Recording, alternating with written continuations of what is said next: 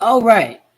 So I wanted to take a moment and discuss what we can expect with the NFC West, just from a scripting perspective. So, no surprises today with the 49ers. Their season is over. I doubt McCaffrey is healthy with this um, tendonitis that he has. And, Fraud Turdy just doesn't know how to play through pain. He's a complete and utter fraud. The best quarterback in the NFC West is, in fact, Kyler Murray.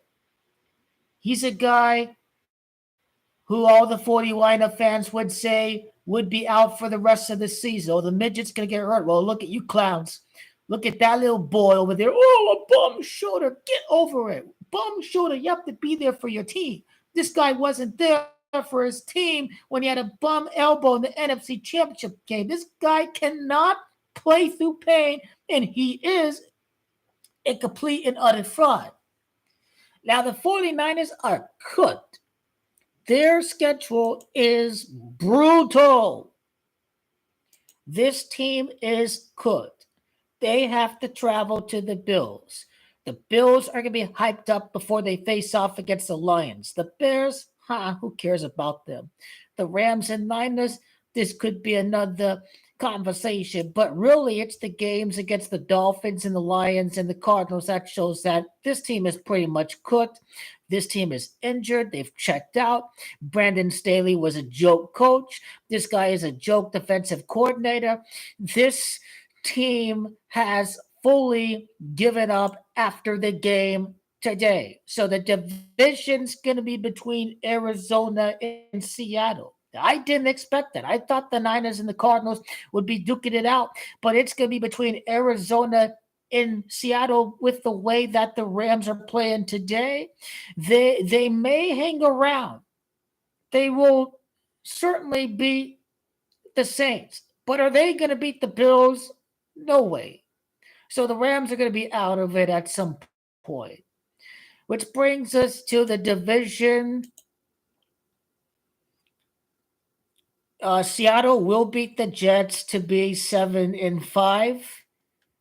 Arizona Cardinals is Gamache 75. I like Seattle to beat the Jets. I think the Vikings are going to keep things interesting in the NFC North. The Cardinals are a game back, and the home game on December the 8th against Seattle is a must win.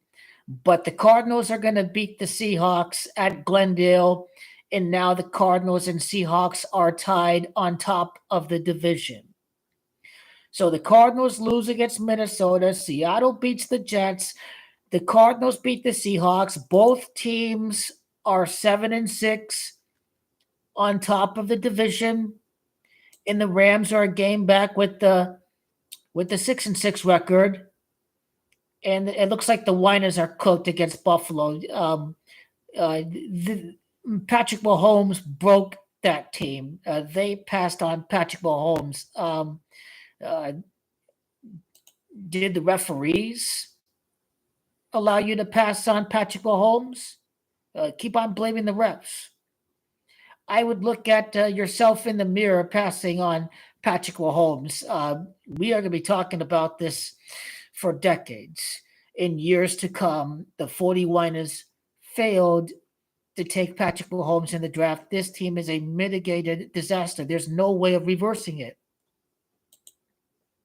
And they still don't have a quarterback. Cardinals have a quarterback. They have Kyler Murray in the draft. This team don't have a quarterback. This team is cooked. They mortgage their future for running backs who depreciate at a faster rate than other NFL assets. So mortgaging your future on a running back. This team cooked. They truly are cooked. So back on topic, Seattle is 7-6, but they have harder games against the Packers and the Vikings.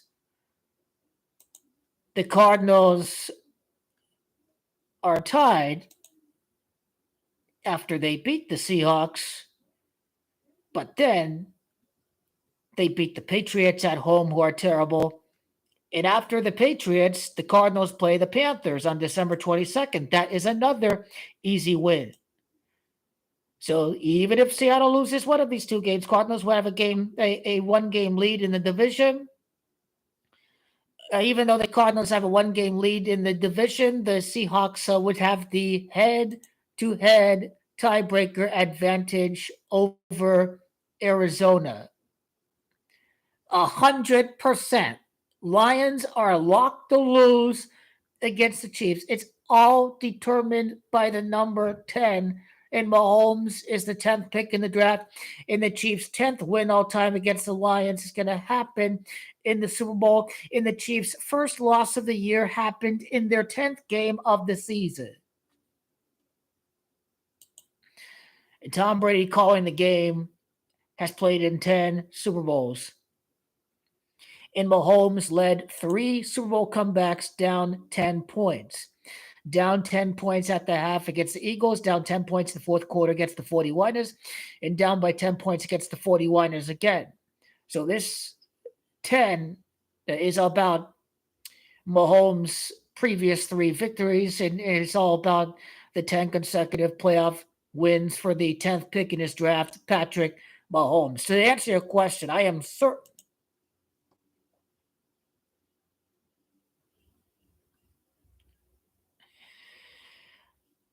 I don't know how the Cardinals are going to do against the Rams. I'm not sure about that game. That could be a loss. Seattle finishes against the Bears and they finish against the Rams. We'll see if the Cardinals lose against the Rams, January the 5th is going to be super interesting. That tiebreaker makes a huge difference. And I think the 49ers, even though they're out, they're going to try to deny the Cardinals the division or maybe even a playoff berth altogether. That's my prediction for the NFC West. And I picture the Seattle Seahawks beating the Jets next week. The masses of Seattle's red hot. They're the 3-game win streak. Well, the Seahawks ended the Cardinals' 3-game win streak. Now Cardinals, it was a 4-game winning streak. Now the Cardinals going to end the Seahawks' 3-game winning streak.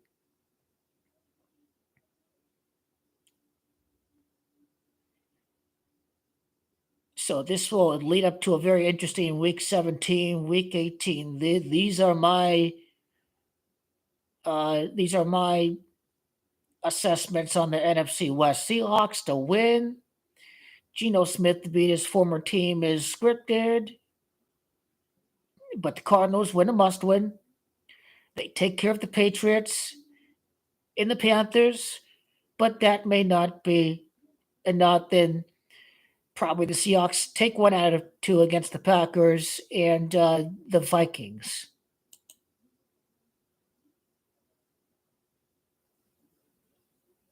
Week 16 and Week 17 will be very interesting. That's all I have to say about this division.